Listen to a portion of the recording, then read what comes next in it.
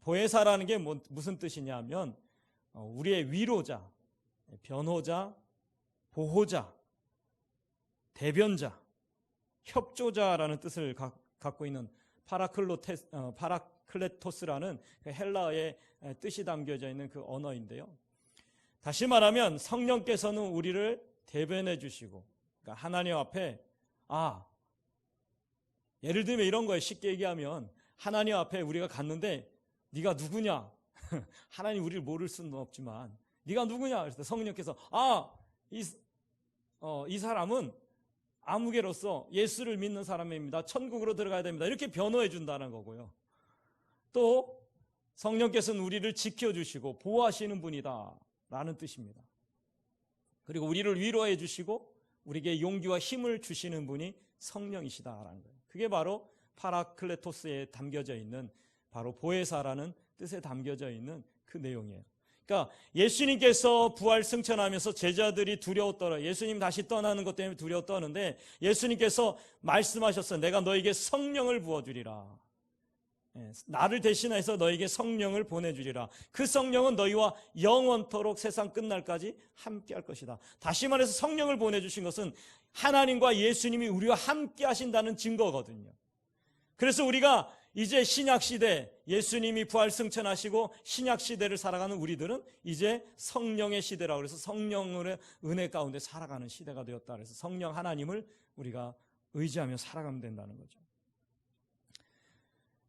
자, 스티븐 도나우에라는 사람이 지은 사막을 건너가는 6가지 방법이라는 책이 있습니다. 사막을 건너는 6가지 방법. 여러분, 사막을 어떻게 건너갈까요? 자, 이 주인공 스티브 도나우라는 사람이 사하라 사막을 아무런 그냥 계획도 없이요, 상세한 일정도 없이 그냥 그 사막을 횡단해 보겠다라는 일념만으로 간 거예요. 왜 그렇게 갔냐 하면 마치 우리의 인생이 이 사막을 걷는 것과 같기 때문에 그 사막을 어떻게 통과해야, 어떤 방법으로 통과해야 또한 우리의 인생의 사막도 이렇게 통과할 수 있을까? 어떻게 보면 인생을 배우기 위해서 그렇게 한 거죠. 이 사람이 그 사하라 사막을 횡단하면서 생사의 기로를 넘나들면서 수십일간 길을 찾아 헤맵니다. 그는 자신의 경험을 바탕으로서 불확실한 인생의 사막을 헤쳐나갈 지혜를 여행담으로 기록하면서 마라톤의 긴 인생의 여정으로 그것을 비유했어요. 그 중에 그 책의 4장의 제목은 뭐냐면 혼자서 또는 함께 여행하기라고 이렇게 기록이 됐습니다. 혼자 또는 함께 여행하기. 자, 인생의 사막을 건너는데 길잡이가 되어줄 도구를 선택하는 건 본인의 선택이에요. 내가 어떤 도구를 통해서 이 사막을 횡단할 것인지, 이 사막을 어떻게 건널 것인지, 그것은 본인이 선택하는 거예요. 그런데 그 사막을 길을 걸어갈 때 더 쉽게 건널 수 있는 방법, 더 쉽게 길을 찾아갈 수 있는 방법이 뭘까요? 그것은 동반자와 함께 하는 거예요. 동역자와 함께 하는 거예요. 무슨 얘기냐면 혼자 할 수 없다. 그것을 통해서 이분이 깨달은 게 뭐냐면 인생은 혼자 살아갈 수가 없다라는 거예요. 그 사막을, 그 힘든 사막을 쉽게 또 목적지까지 건너갈 수 있는 방법은 함께 가는 거예요. 함께. 여러분, 우리는 혼자서 살아갈 수 있는 존재가 아닙니다. 함께 살아가야 돼요. 함께. 요즘 산에 가서 혼자 사는 사람도 있는데, 자연인. 그걸 보면서 많이 동경하는 사람들이 있더라고요. 나도 저렇게 살고 싶다. 근데 가만히 보세요. 그 사람들이 혼자 사는 게 아니에요. 그 사람들도 그 산에서 혼자 있는 것 같지만 혼자가 아니에요. 왜냐하면 어느 시기가 되면 또 내려와서 장도 보고 자기 필요한 물건을 사러 내려와요. 그건 혼자 사는 게 아니에요, 절대. 그건 같이 사는 거예요. 저는 이렇게 생각합니다. 우리 인생을 살아갈 때 보면, 사회를 살아갈 때 보면 절대로 나 혼자 살아갈 수 있는 게 아니에요. 우리 함께 살아가는 거예요, 함께. 보세요. 삼성이 왜 있어요? 삼성이 왜 있어요? LG가 왜 있어요? 나 때문에 있는 거예요. 나를 편하게 살도록 냉장고도 만들어내고 TV도 만들어내고 핸드폰도 만들어내고 누구 때문에? 나 때문에.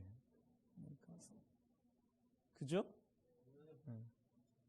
나 때문에 있는 거예요. 이 대한민국이 누구 때문에 존재합니까? 나 때문에 존재하는 거예요.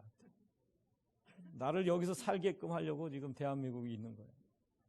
국회의원, 대통령, 정부 요인들이 왜 있어요? 나 때문에 있는 거예요. 그죠? 나를 편하게 살도록 이끌게. 무슨 얘기? 물론 이렇게 얘기하다 보면 나 중심의 삶이 되지만, 그러나 무슨 얘기냐면 이것이 사회 모든 구성원들을 함께 협력하고 함께 도우며 함께 살아가는 것이 사회다라는 거죠. 교회 공동체도 마찬가지입니다. 우리 교회 공동체가, 우리 교회가 벌써 17주년이 되었는데요. 제가 온 지가 벌써 10년이 되었어요. 근데 이 교회를 하나님께서 이 땅에 세우신 것은 바로 이 영동 땅을 해서 세우셨고, 또 이 영동 땅의 구원을 얻도록 하기 위해서, 예수 그리스도의 복음이 전파되도록 하기 위해서 이 교회를 세우셨고, 우리를 이곳에 두셨고, 우리를 통해서 복음을 전파하게 하신 거다. 이 교회 공동체는 결국 나를 위함이요, 또한 이 영동 땅을 위함이다. 대한민국을 위함이고 세계를 위함이다. 여러분, 우리가 이런 마인드로 살아가야 돼요. 우리는 함께 도우며 함께 세워져 가는 자들이다. 자, 오늘 이 본문의 말씀에 보면 보혜사 성령을 우리에게 예수님께서 보내주신다라고 얘기해요. 근데 이 보혜사 성령은 결국 무엇 때문에 우리에게 보내주시냐면 바로 우리를 돕고 우리를 지켜주시고 우리를 보존하시고 우리의 믿음을 더 견고케 하고, 그리고 하나님의 나라에 가는 그날까지 우리의 믿음을 온전하도록 이끌기 위해서 그 성령을 우리에게 보내주셨다. 우리는 이 믿음의 삶을 혼자 살아가는 게 아니라 성령과 동행하면서 살아가는 거예요. 성령과 함께하며 살아가는 거예요. 자, 그렇기 때문에 우리의 믿음의 길은 나 혼자의 길이 아니라 누가 함께 하십니까? 성령이 함께 하시는 거예요. 성령이 함께 한다는 건 뭐예요? 하나님이 나와 함께 하신다. 자, 오늘 18절 말씀에 보면 이렇게 얘기합니다. 18절 말씀 우리 한번 읽어볼까요? 시작. 내가 너희를 고아와 같이 버려두지 아니하고 너희에게로 오리라. 아멘. 자, 이 말씀에 보면 내가 너희를 고아와 같이 버려두지 아니하고, 왜 이 말씀을 하셨냐면 예수님께서 이제 제자들에게 내가 너희를 떠나야 하리라, 내가 이제 하나님 아버지께로 돌아가리야 하리라. 그러자 이 말을 들은 이 제자들은 불안해하기 시작합니다. 왜 불안합니까? 자기들과 함께 했던 그 예수님이 떠난다고 하니까 불안할 수밖에 없는 거예요. 외톨이로 세상에 남게 될 것 같으니까 불안할 수밖에 없는 거예요. 그죠? 여러분, 우리가 인생을 살아가다가 가족을 잃었을 때, 누군가를 잃었을 때 슬퍼하는 이유가 뭐예요? 외톨이가 되었다라는 생각 때문에. 외톨이가 되었기 때문이다. 근데 여러분, 분명히 기억하십시오. 우리는 외톨이가 아니에요. 성령께서 함께 하십니다. 하나님 함께 하십니다. 오늘 분명히 말씀하잖아요. 예수님께서 그 두려워 떨고 있는 제자들 향하여 내가 너희를 고아와 같이 버려두지 아니하고 너희에게로 오리라. 근데 너희에게 오리라라는 이 말은 주님이 오신다는 얘기가 아니라 성령을 보내주시겠다. 그 성령이 우리와 함께 하셔서 우리 하나님이 함께 하심을 우리에게 확증하고 보여주고 증거하시겠다. 자, 성령을 보내시기로 약속하면서 예수님께서 오늘 그 성령을 받은 우리에게 당부하시는 말씀인데 그게 뭐냐? 첫 번째로 근심하지 말라는 거예요. 뭐 하지 말라고요? 근심하지 마라. 여러분, 근심하지 마십시오. 예수님은 제자들에게 자신이 오신 이유를 말씀하십니다. 그 오신 이유가 뭐예요? 그건 우리와 함께 하시기 위해서요. 우리와 함께 하시기 위해서 우리에게 오셨다. 예수님을 나의 주님, 나의 하나님으로 고백한 순간부터 하나님은, 예수님은, 성령님 우리를 한시도 떠나지 아니하시며 우리에게 참된 위로와 소망을 주신다라고 말씀하고 있어요. 이 약속은 너무나도 놀랍고 귀한 진리입니다.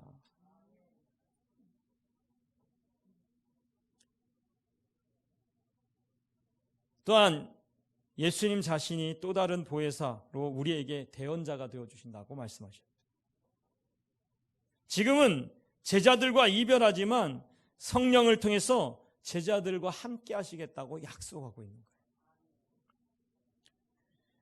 그래서 이 성령 우리에게 보내주신 것은 우리의 연약함을 돕고 우리의 슬픔과 고뇌를 주님께서 아시고 우리를 위로하시고 그 고통과 아픔에서 우리를 건져내시고 우리를 인도하시기 위해서 그 성령을 우리에게 보내주신다라는 것입니다.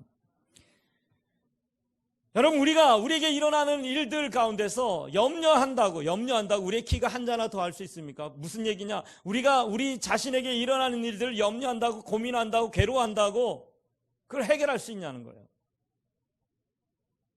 여러분, 해결하실 수 있어요? 네? 우리와 함께 하시는 성령 하나님께 모든 것을 맡기고 의지할 때에 그 성령으로부터 우리는 위로를 받게 되고 그 성령으로부터 우리의 근심이 변하여 기쁨으로 바뀌는 역사를 체험하게 되는 거예요. 하나님께서는 우리에게 보호자가 되어주시고 우리를 지켜주시고 우리의 길을 인도해 주신다고 말씀하셨어요. 그렇기 때문에 우리가 하나님을 확실히 믿고 그 하나님을 의지하여 성령의 인도하심을 따라 걸어가기 하면 우리의 모든 염려를 주님 앞에 맡기고 나아가면 우리는 날마다 근심하지 않고 하나님의 기쁨과 은혜로 살아갈 수가 있습니다. 오늘 본문의 말씀은 고아와 같이 우리를 내버려 두지 않는다고 그랬어요. 그것은 무슨 얘기입니까? 고아와 같이 내버려 두지 않는다는 건 무슨 얘기예요? 우리와 그 하나님께서 성령께서 함께 하시고 우리를 항상 이끄시고 인도하시고 보호하시고 지켜주시고 우리를 도와주신다라고 약속하시는 거예요. 예수님은 제자들을 비록 떠나지만 이 땅에 그리스도인들을 부모를 잃은 고아처럼 내버려 두지 아니하시고 보혜사 성령을 우리에게 보내주셔서 그 보혜사 성령으로 하여금 우리를 지켜주시고 보호하시고 인도하시도록 하시겠다라고 약속하십니다. 사랑하는 성도 여러분, 주님은 이렇게 우리를 생각하셔요. 자기는 비록 떠나시지만 그러나 우리와 함께 하도록 성령을 보내주십니다.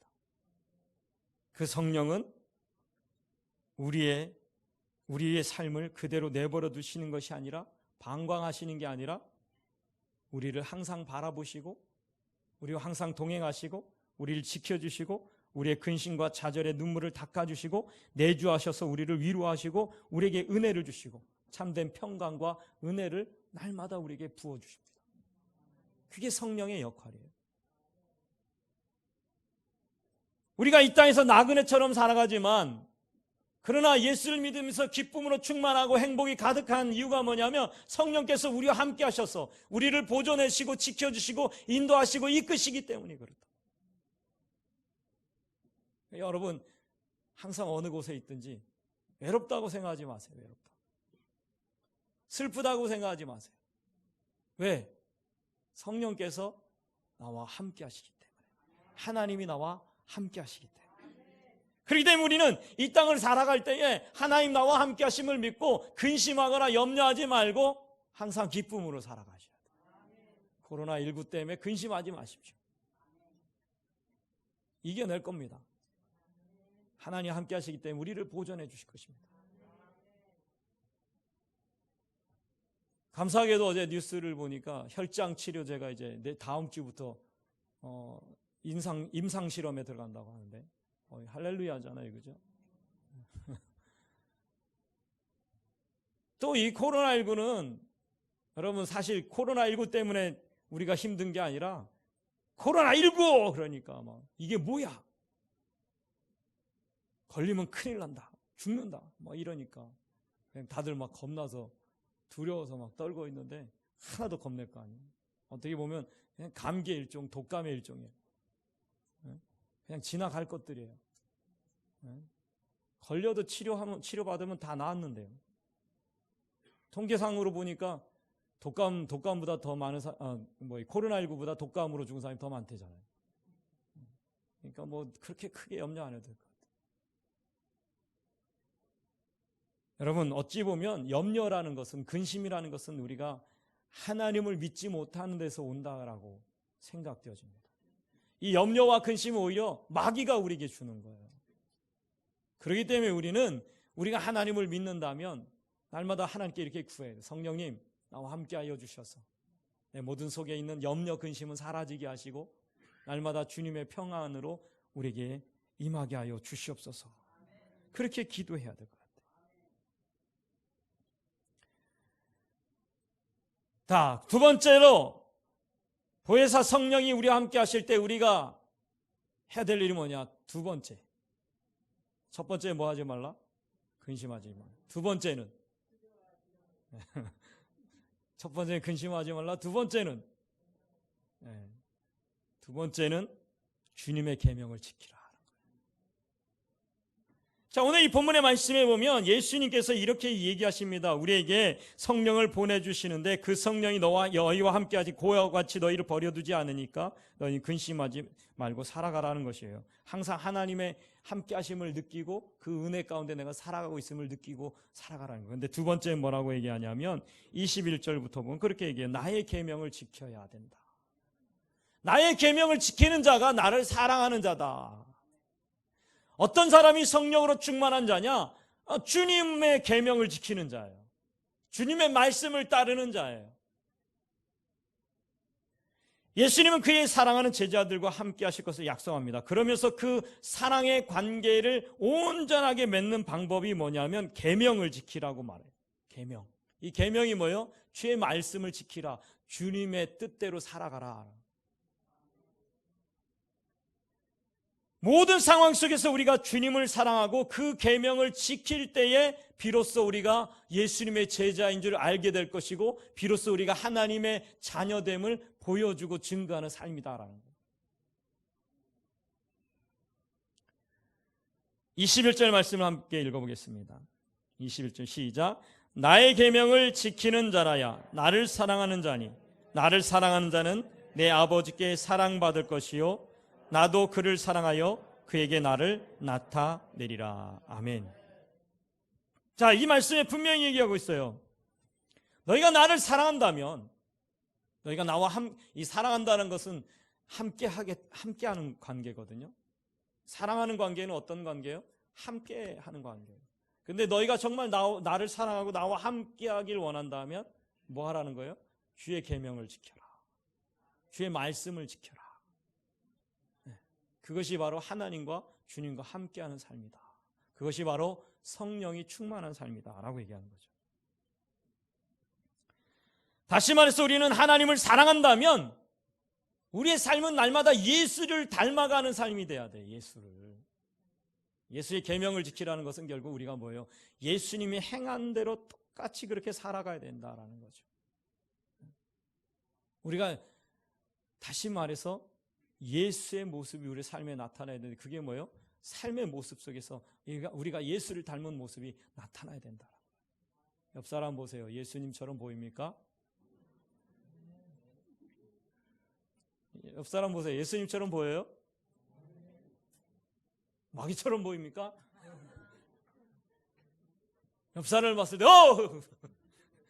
옆 사람을 봤을 때 마귀야 물러가라 그러면 안 돼. 옆 사람 봤을 때 어떻게 보여요? 철천지 원수처럼 보입니까? 여러분, 부부가 같이 자다가 눈 딱 떴는데 깜짝 놀래.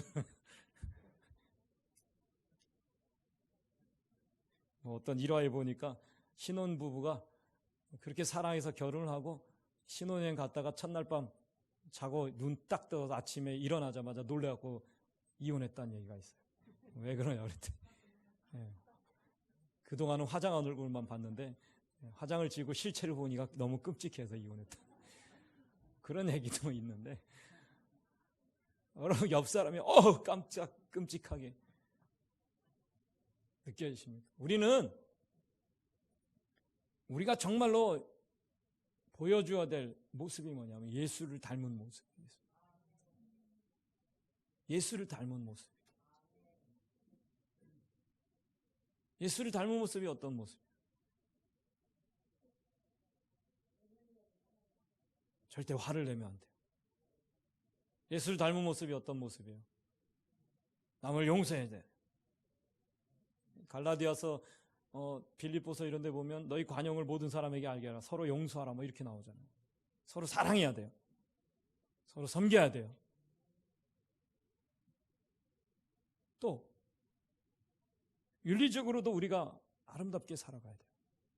윤리적으로도. 나는 똑바로 살지 않으면서 맨날 또 거기 뭐라고 나와 있어요? 남을 비판하지 말라. 내 눈에 있는 들보도 보지 못하면 남의 눈에 있는 티만 보고 사느냐. 뭐 이렇게 얘기하잖아요. 결국 예수님을 닮은 삶은 너무나 어렵고 힘들지만 그러나 우리가 하나씩 그렇게 변화가 돼도 돼요. 비로소 우리가 예수님을 사랑하는구나를 알게 돼요. 무슨 얘기냐면 여러분 사랑하면 뭐 하게 돼 있다고 그러죠? 사랑하면 서로 닮게 돼 있다고 그래요. 왜 닮을까요? 서로가 좋아하는 것을 하려고 애를 쓰다 보니까 닮아가게 돼 있는 거죠. 상대방을 배려하고 그 사람이 무엇을 원하는지를 그걸 생각하면서 살아가다 보니까 닮아가는 거예요.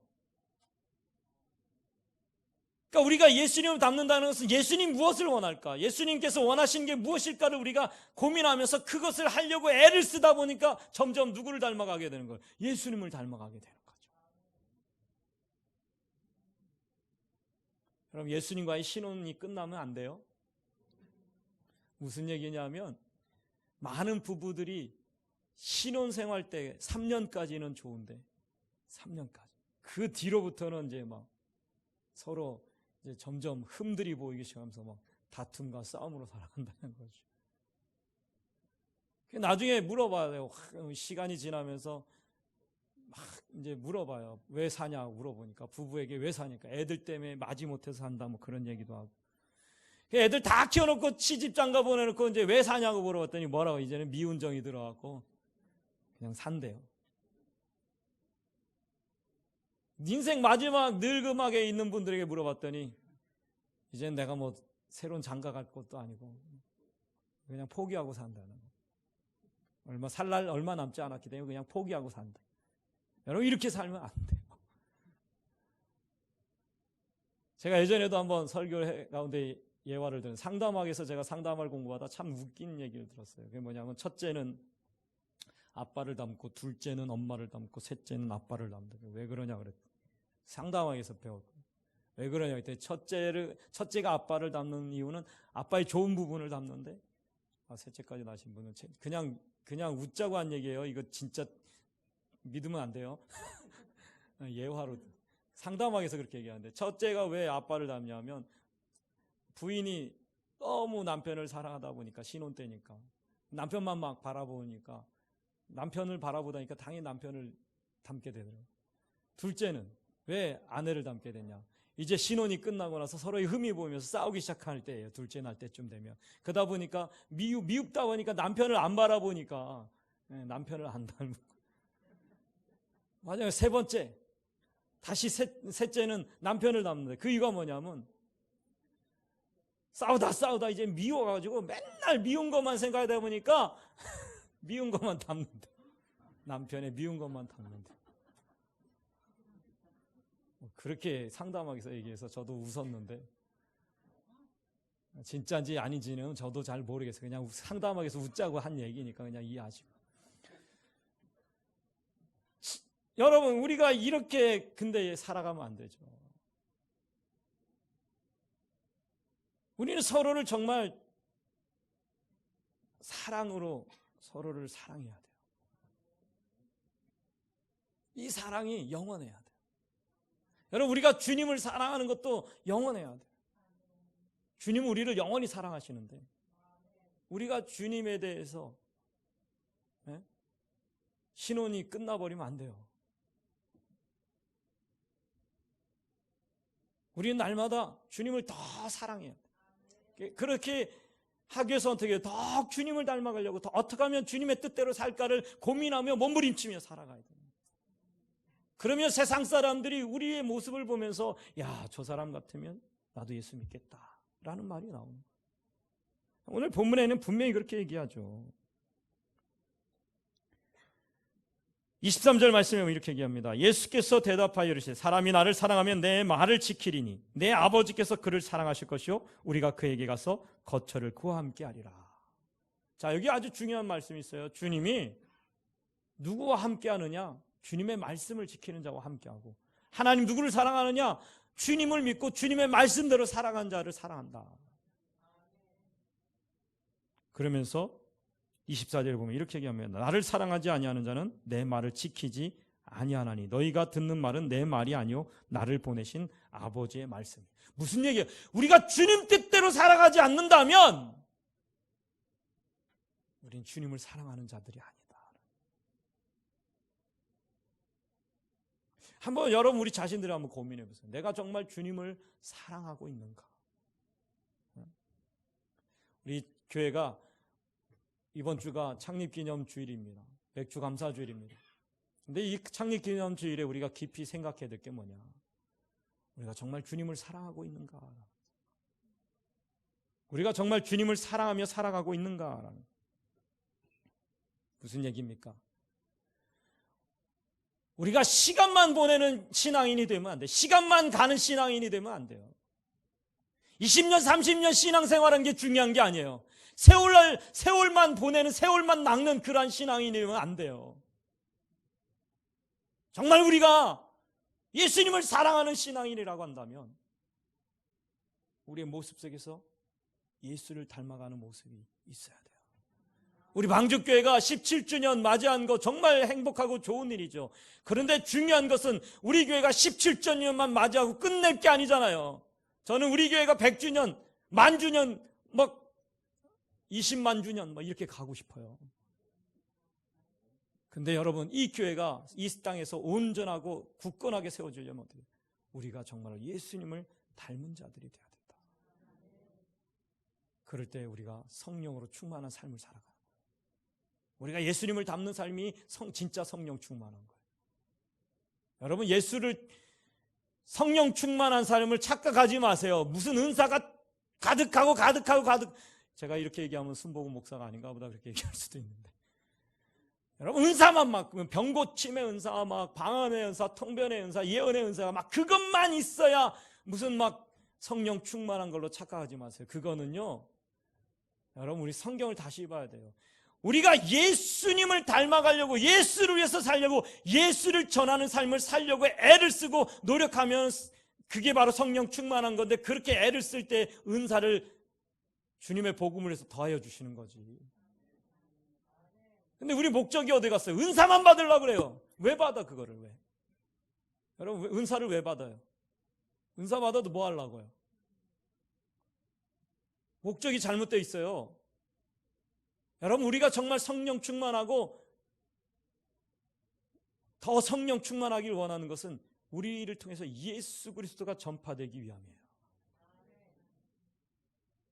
우리가 더욱더 예수를 위해서 살려고, 예수 그리스도를 전파하려고 살다 보니까 하나님께서 성령으로 인하여 우리에게 은사를 주시는 거예요. 그것을 살도록 하기 위해서. 봉사의 은사, 지식의 은사, 예언의 은사, 방언의 은사. 제가 예전에 예언 집회 갔다가 아주 실망한 적이 있었는데, 그 이유가 뭐냐면 통변하는 사람, 통변, 자기는 통변의 은사가 있대요. 그러면서 막 통변을 한다고 그러면서 나와 그러더니 방언을 하라고 하더니 반말로 시작해요. 나와, 서봐, 해봐 이러면서. 그러면서 누가 이렇게 방언을 근데 문제가 뭐냐면 그 사람의 죄를 끄집어내기 시작해요. 이건 은사가 아니에요. 그건 덕을 세우는 게 아니에요. 성경 분명히 은사를 주신 이유가 고린도서에 가보면 뭐라고 하냐면 사람을 세우도록, 그리스도인을 더욱 세우도록 하기 위해서 주신다고 그랬는데 잘못된 은사예요. 그거. 제가 그래서 하나님께 기도했어요. 하나님, 저런 은사라면 나는 안 받겠습니다. 오히려 사람을 살리고 더욱더 예수 그리스도를 전파하는 일에 사용한다면 내가 그 은사를 받겠지만, 저렇게 사람의 죄를 지적하고 사람을 막 똑바로 해! 뭐 이렇게 훈계하려고 혼내려고 그런 은사라면 난 차라리 안 받겠습니다. 여러분, 우리 분명히 알아야 돼요. 우리가 성령 충만한 삶, 정말 우리가 하나님을 사랑하는 삶이라면 더욱 우리를 통해서 예수 그리스도가 나타나고 예수 그리스도가 증거되어지는 삶입니다. 여러분, 은사를 받는 이유가 뭐예요? 더욱 예수를 나타내기 위함이에요. 나의 잘남을 드러내기 위함이 아니에요. 나의 뭔가 위대함을 나타내기 위해서 은사를 받는다면 그건 정말 교만이고 착각입니다. 그렇기 때문에 우리는 이제 오늘 본문의 말씀을 통해서 말씀을 맺겠습니다. 두 가지를 예수님께서 우리에게 말씀하죠. 너에게 성령을 보내줄 것인데 그 성령이 너에게 임하게 되면 어떻게 되냐? 첫 번째 뭐 하지 말라고요? 근심하지 말라. 두 번째 뭐 하라고요? 주의 말씀을 따라 살아라. 주님을 닮은 삶을 살아라. 여러분, 우리가 17주년을 맞이하면서 정말 이제 우리가 성령 받은 자로서 예수를 믿은 자로서 세상을 살아갈 때 근심하지 말고, 두 번째 뭐예요? 날마다 예수님을 닮아가는 삶을 살아가야 할 줄로 믿습니다. 기도하시겠습니다.